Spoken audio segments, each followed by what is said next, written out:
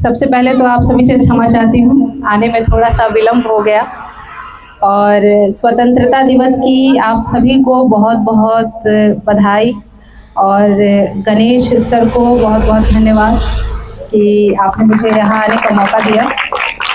और आज के दिन हमारा देश आज़ाद हुआ था, 80 साल हो गए हमारे देश को आज़ाद हुए।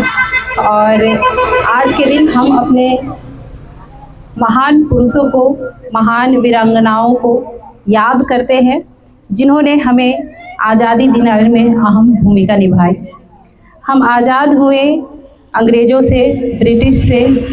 उस ज़माने में हमारी क्या दशा थी, उससे हमें आज़ाद कराया हमारे वीर सपूतों ने, वीरांगनाओं ने। और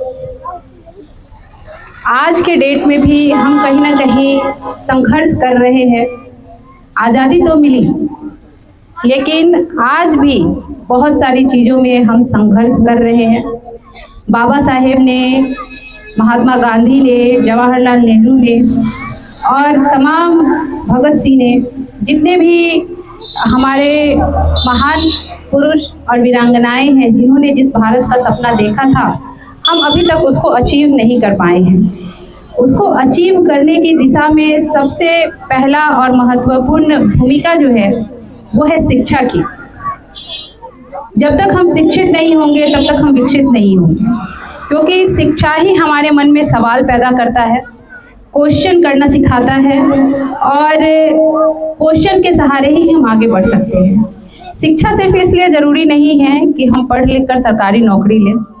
शिक्षा इसलिए भी ज़रूरी है कि आपके अंदर वो क्षमता आए, वो कॉन्फिडेंस आए, वो आत्मविश्वास आए कि आप गलत के खिलाफ अकेले भी खड़े होने की क्षमता रख सकते हैं।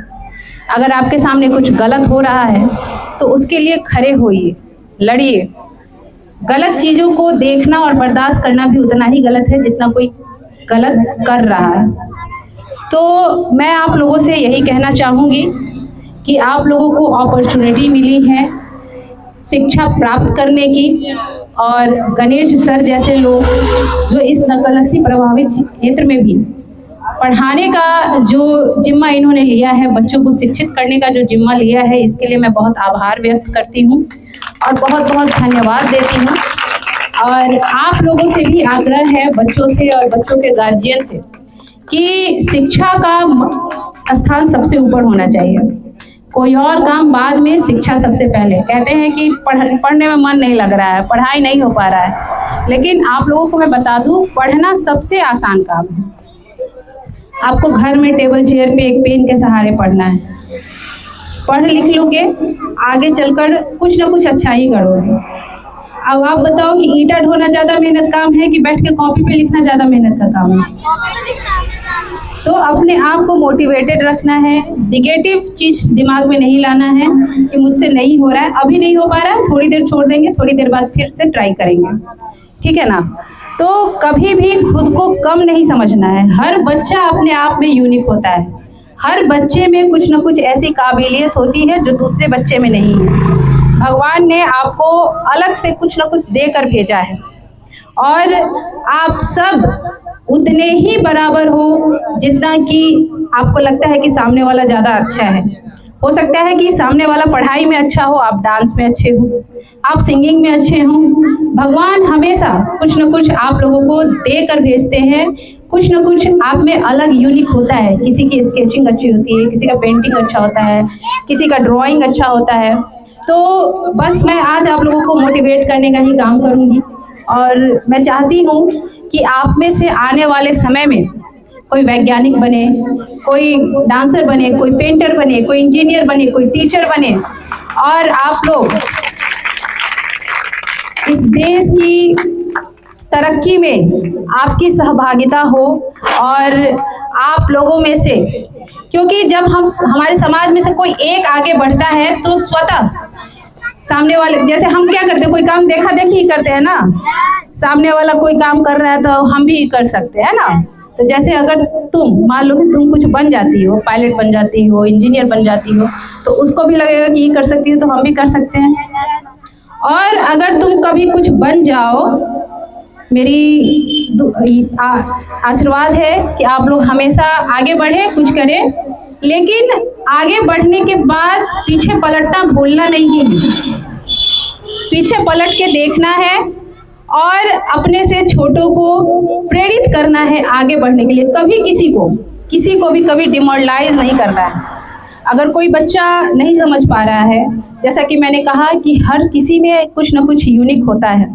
कोई बच्चा नहीं समझ पा रहा तो उसको ये नहीं बोला इसको तो कुछ समझ ही में नहीं आ रहा है, उसको मोटिवेट करना है किसी अलग तरीके से। हर बच्चे का तरीका अलग होता है समझने का, समझाने का।